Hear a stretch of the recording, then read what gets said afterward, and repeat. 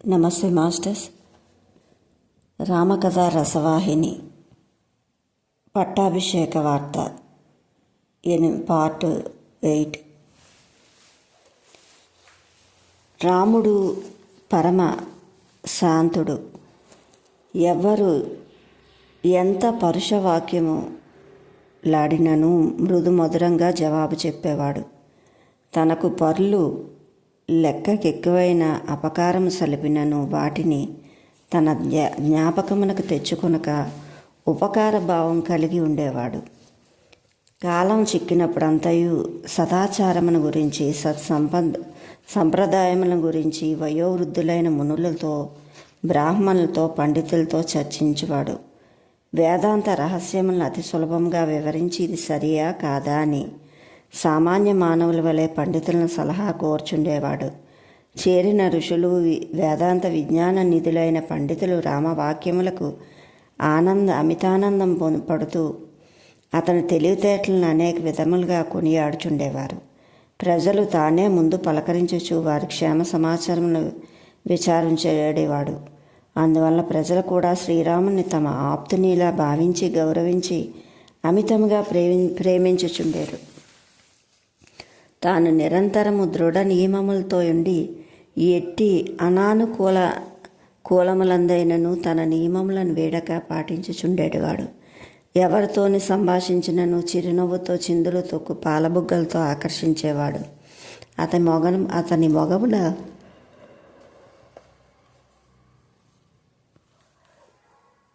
కోపము, విసుగు, నిరాశ ఏనాడు ఎవరూ చూసి ఎరుగరు. దయా, దాక్షిణ్య, శరణాగత, రక్షణాది ధర్మములన్నీ రాముల్లో మూర్తిభవించినవి. జోదము ఇత్యాది చెడు గుణములు అతని మనసులో ఏనాడూ చేర ప్రయత్నించలేదు. అట్టి దుర్గుణాలు రామునికి అతి దూరంగా ఉండేవి. అతి భాష కానీ చెడు చూపు కానీ అతనిలో లేదు. అయితే ఎవరైనా యుక్తిగా మాట్లాడినా ఆ యుక్తికి పైయుక్తిగా వారి నోరు మూయించేవాడు. యుక్తులకు చోటివ్వక అక్కడికక్కడే వాటిని అణగదొక్కేవాడు. అనారోగ్యం అతనికి ఏనాడూ ఎరగదు. ప్రజల భావం కనిపెట్టి వాళ్ళు కోరక మునిపే వలసిన అనుకూలములను తండ్రితో చెప్పి మంత్రి ద్వారా చేయుచుండేవాడు.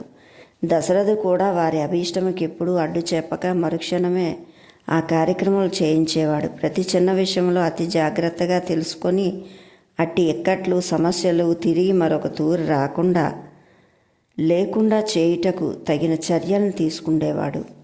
రాముని యందు ప్రత్యేక విశిష్టత స్పష్టమయ్యేది. అది ఏమనగా తన మనోనిశ్చయములు ఇతరులకు ఎవరికీ తెలియనిచ్చేవాడు కాదు. అతని భావములు ఫలపర్యంతరము ఎవరికీ బోధపడేవి కాదు. మరొకటి, అతని కోపం, సంతోషం ఎన్నడూ వ్యర్థమయ్యేది కాదు. ఆలస్యంగా కానీ ఏమరపాటుగా కానీ ఎరుగడు. ఇటువంటి లోకోత్తర గుణములతో రాముడు తేజరిల్లుచుండెను. అయోధ్యలో ఇట్టి కుమారుడు చూచుకుంటూ ప్రజల్లో రామచంద్రుని గల పవిత్ర కీర్తిని, ప్రజా విశ్వాసమును మంత్రుల వలయను, పురోహితుల వలయను దశరథుడు వినుచు తనలో తాను ఆనందించుచుండేవాడు.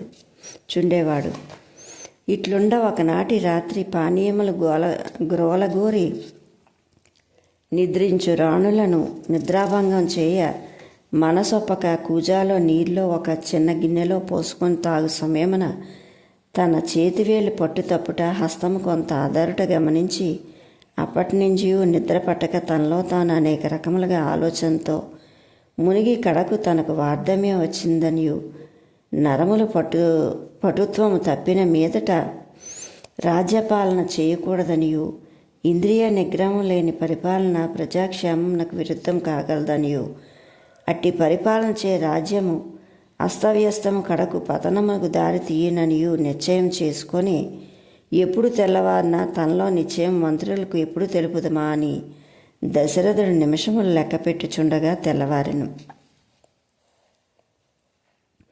అంతా కాలకృత్యములు తీర్చుకొని స్నాన సంధ్యాదులు సలిపి ప్రత్యేక ఒక సభను ఏర్పాటు గావించుకొని పుర ప్రముఖులను, పురోహితులను, మంత్రులను రప్పించుమనియు బంట్రోతులకు ఆజ్ఞ చేశాను. మహారాజు ఆజ్ఞ శిరసావహించి అనుకున్న వారందరూ హాజరయ్యారు. దశరథుడు వశిష్ఠుల వారు నమస్కరించి రాత్రి తనలో కలిగిన మార్పును, దానిపై కలిగిన భావములను స్పష్టంగా విన్నవించి రాజ్యపాలనా బాధ్యతను తన కుమారుడైన రామచంద్రునికి అప్పచెప్ప నించితుడియేను దీనికి అడ్డు చెప్పకూడదనియు అతి వినయంతో ప్రార్థించి ఇందులకు తగిన ఏర్పాట్లు గావించి అనుజ్ఞ కోరెను.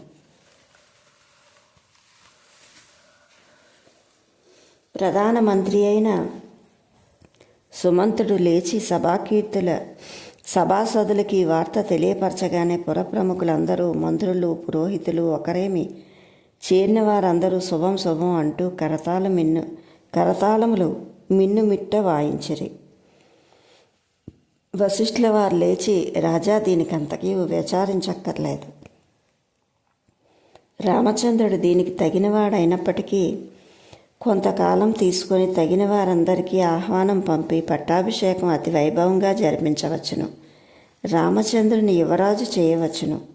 కనుక 1-2 నెలలు వేచి ఉండుట మంచిదని నా తలంపు అని తెలుపగానే దశరథుడు, మహాత్మా, తమకు తెలియనిది లేదు. తమరు సర్వజ్ఞులు. అంగపటుత్వము తప్పిన రాజు పరిపాలనకు అర్హుడు కాదు. వార్ధక్యము ప్రవేశించిన ప్రభువునకు పరిపాలనాకాంక్ష ఉండుట మహాప్రమాదం. ఇది దురాశ కాగలదు. ఇన్ని తెలిసి ఉండేను నేను తిరిగి అందులో ప్రవేశించుటచే నా కర్తవ్యమును తప్పినవాడినగుదును. కనుక నన్ను క్షమించి ఇక గడువు పెట్టక ఈ 2-3 దినములలో నా రామచంద్రుడు యువరాజును చేయ అనుజ్ఞ యసంగుడని అతి దీనుడై వినయముగా మోకరిల్లెను. అందులకు వశిష్ఠుల వారు దశరథుని లేవనెత్తి ఆశీర్వదించి, రాజా, రామచంద్రుని వివాహం సహితము అప్పటికప్పుడు ఉట్టిపడినట్లు జరిగిపోయాను. ఆ వైభవం కూడాను ప్రజలందరూ చూసి అనుభవించలేకపోయిరి. పట్టాభిషేకం సహితం అప్పటికప్పుడు తలంచి నిర్ణయించిన ఇతర రాజులకే కాక తోబుట్టులైన భరత శత్రుఘ్నులు కూడా కొంత బాధను కలిగించవచ్చును. మొన్ననే సంబంధం ఏర్పరచుకున్న జనక మహారాజు కూడా రాలేకపోయవచ్చును. కాన తమరు యోచించటం మంచిదని సెలవిచ్చెను. ప్రధానమంత్రి లేచి, కులగురువును నన్ను క్షమింతురుగాక. చక్రవర్తి సంకల్పం సర్వజనులకు సమ్మతముగానే ఉన్నది. సర్వజన సంతాపహరుడు, నిండు చంద్రుడు వలె సర్వలోక ప్రియుడు అయిన రామచంద్రుని యువరాజును చేయుటలో కాలహరణ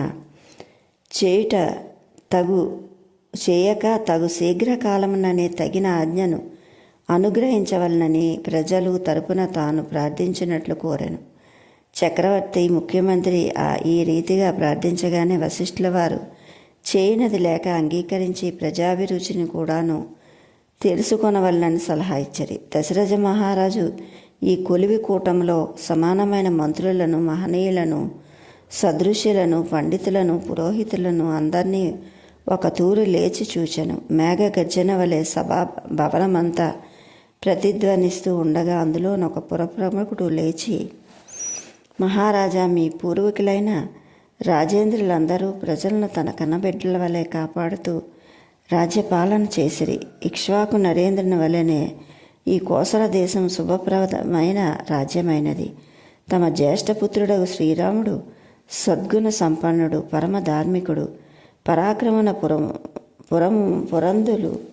పరాక్రమ పురంధుడు, అంతేకాక ముల్లోకాలు ఏలగల సమర్థుడు. అతన్ని యువరాజును చేయుట మా భాగ్యము. ఇందులకు ఏ సందేహము లేదని ప్రజాప్రతినిధి ఆనందవచనములు అందించగానే దశరథుడు లేచి, సభా సదస్యులారా, నేను మా పూర్వీకుల పందాను అనుసరించి ఏమరపాటు లేక నా శక్తి కొలది ఇంతవరకు రాజ్యమును కాపాడుతిని, ఏలితిని. లోకహితము కోరి ఈ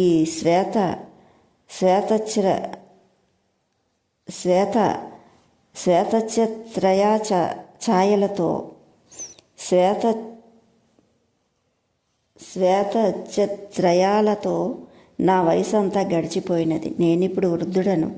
ఈ దేహము అంగముల పటుత్వం తప్పినదని నేను తెలుసుకుంటుని. ఇక ఈ శిథిల దేహమును కొంత విశ్రాంతి ఇయ్యవలను.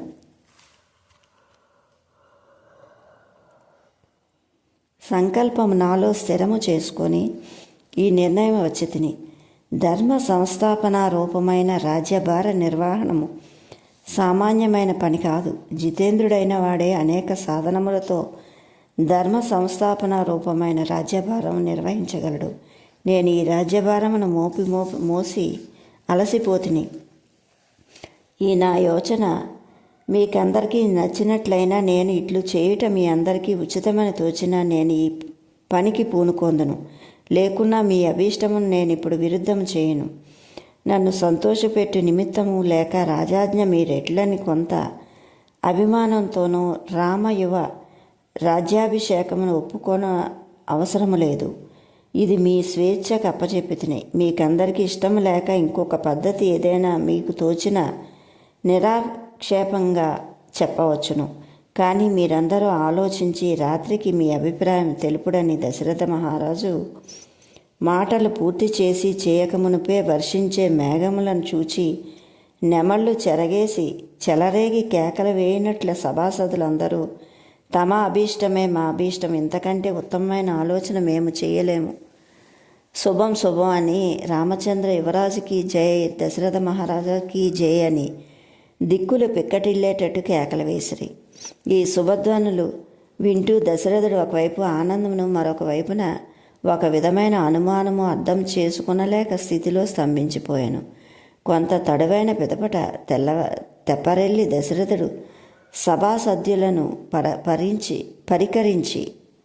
పరికించి సభాసదులారా, మీ అభీష్టమును నెరవేర్చుట కంటే నాకు ప్రత్యేక కార్యం మరొకటి ఉండదు. తప్పక మీ ఇష్టానుసారమే రాముని యువరాజును చేతును. కానీ నాలో ఒక విధమైన అనుమానం నన్ను బాధించుచుండుట చేత దాన్ని కూడా పరిహారం చేసుకుని కోరుతున్నాను. మీరెట్టి భీతికిని తావివ్వక ఉన్నదున్నట్టు తెలిపి నన్ను ఆనందింపచేతురని ఆశిస్తున్నాను. అది ఏమనగా, నేను రామ పట్టాభిషేకం విషయమును మీతో చెప్పకముందే మీరందరూ తప్పక రామచంద్రుని యువరాజు చేయమనియు అతని సమర్థతలను అపారమైనయు తెలిపితిరి. దీన్ని బట్టి చూడ నా పాలనలో మీకు కొంత అనాకూలములో లేక మీ అభీష్టం విరుద్ధమైన శాసనంలో అదియూ కాక ధర్మరహితమైన చర్యలో నేనేమైనా చేసితినా, లేకున్నా నా పరిపాలన శంకించి రామ యువ రాజ్యాభిషేకం చేయకూరుతున్నారా అను సంశయం నన్ను కొంత బాధించుచున్నది. కానా నా తప్పులేమైనా ఉండినను నిరాక్షేపంగా మీరు తెలపవచ్చును అని ప్రశ్నించెను. అంత సభాసదులందరిలో ప్రముఖుడు లేచి, రాముని శక్తి సామర్థ్యములు గుణగణములు వర్ణనాతీతములు. ఇక మీరు దేవదేవుని వంటివారు, ప్రజల కోరికలను అడిగిన తక్షణమే అందించు శంకర్ల వంటివారు, రక్షించట్లో విష్ణుమూర్తి లాంటివారు. మిమ్ము మీ పరిపాలన శంకించినచో మేము మహాక్రూరులమనే చెప్పవచ్చును. ఇట్లు శంకించువారు పాపులు. లోకహితము కోరి మీరు మిమ్మల్ని సంతోషపెట్టకోరి మీ ఆజ్ఞ శిరసాహించితమని తెలిపాను. అంత దశరథుడు పట్టరాని ఆనందంతో బ్రాహ్మణోత్తరులారా, వింటిరి కదా ప్రజాభిప్రాయము. ఇక మీరు ఆలసింపక పట్టాభిషేకమునకు కావలసిన ఉపకరణాలు సమకూర్చుడు, అందుకు తగిన అరుగులు హోమగుండములు ఏర్పరచురు అని ఆజ్ఞాపించెను. వశిష్ఠుల వారు నమస్కరించి, స్వామి, వచ్చుటకు వీలైన వారు మాత్రమే వత్తురు. దూర ప్రాంతం వారికై నిరీక్షించకుడు. పట్టాభిషేకం జరిగిన తర్వాత వారు విని ఆనందింతురు. కాన కేకేయ రాజునకు గాని జనకునికి గాని తెలుపవలనని సాకును పెట్టకొనక కాలం పొడిగించక అతి శీఘ్రముగా ఈ పవిత్ర అభిషేకమునకు అనుజ్ఞ యొసగుడు అని హస్తములు జోడించి ప్రార్థించగానే వశిష్ఠుల వారు, మహారాజా, నేను సర్వసిద్ధముగానే ఉన్నాను. రేపటి దినమే అగ్నిహోత్ర గృహములను, పూజా ద్రవ్యాలను, ఓషధులను, 100 కలశములను సమగ్రముగా పులితోలను ఉంచుటకు ఆజ్ఞాపించి, అంత మాత్రమే కాక చతురంగ బలములతోనూ సర్వశుభ లక్ష్మణయుతమైన శత్రుంజయమును ఏనుగులతోనూ సర్వాలంక కృతడగు ఆబోతును స్వేచ్ఛత్రయముతోనూ ధ్వజముతోనూ సర్వసిద్ధముగా నుంచుటకు ఏర్పాటు గావించమని చెప్పినారు. ముహూర్తము రేపటికి అని నిర్ణయించినట్లు వశిష్ఠులు గారు తెలుపుతోడనే ప్రజలు పరమానంద హృదయులై గంతులు వేసిరి. రాజవీధులు శుభ్రపరచుట, రంగులు వేయించుట, తోరణములు కట్టించుట, పందిళ్లు వేయించుట ఇత్యాది అవసరమైన కార్యక్రమాలు అతి త్వరగా ప్రారంభించిరి. బ్రాహ్మణులు ప్రజలు కలకల ధ్వనులు చేయుచు, కిలకిల నవ్వులు వెలుబుచ్చుచు దశరథుడి ఆజ్ఞను పొంది సభాభవనం వీడిరి. అంత దశరథుడు కులగురువైన వశిష్ఠుల వారు మంత్రి లోనికి వెళ్ళిరి. దశరథ మహారాజు కొలువుకూటమున శ్రీరామును రప్పించి పట్టాభిషేకమునకు సంబంధించిన సర్వ పద్ధతులను వివరంగా తెలిపి, రేపటి సూర్యోదయమునకు సిద్ధముగా ఉండవలసిన విధానము తెలిపి, అందులకు తగిన ఏర్పాటు చేయువారికి పిలిపించి రామునికి అప్పచెప్పాను. Okay masters, like, share, subscribe. Thank you.